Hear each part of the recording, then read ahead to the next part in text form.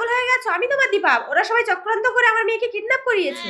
তোকে আমার মতো দেখতে বলে তিন্নিকে আর আমাকে কিডন্যাপ করিয়ে আমার স্বামীর সাথে তুই সংসার করছিস।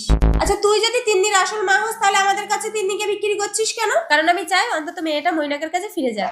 ও আমি তো পাগল হয়ে যাবো। আচ্ছা ম্যাডাম আপনি বলুন তো এই দুজনের মধ্যে কি আসল দীপা? তুমি এক কাজ করো, তুমি আমাকে জড়িয়ে ধরো। যে আসল বউ হবে সে চুপচাপ দাঁড়িয়ে থাকবে, আর যে নকল বউ হবে সে চলে যাবে। ঠিক বলেছেন আপনি। চুপ করে দাঁড়িয়ে থাকি, না হলে নকল বউ হয়ে যাবে।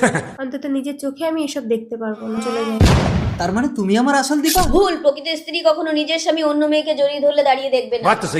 তার মানে আমি বলছি, বাবা দীপা শিখা আমার যমজ দুই মেয়ে। ওরা ছোটবেলা থেকে একটা জিনিস নিয়ে দুজনে মারামারি করতে বলে ওদেরকে আলাদা আলাদা রেখেছে। ওরা বড় হয়েছে একটা স্বামী নিয়ে দুজন টানাটানি করবে, আমি জানতাম না।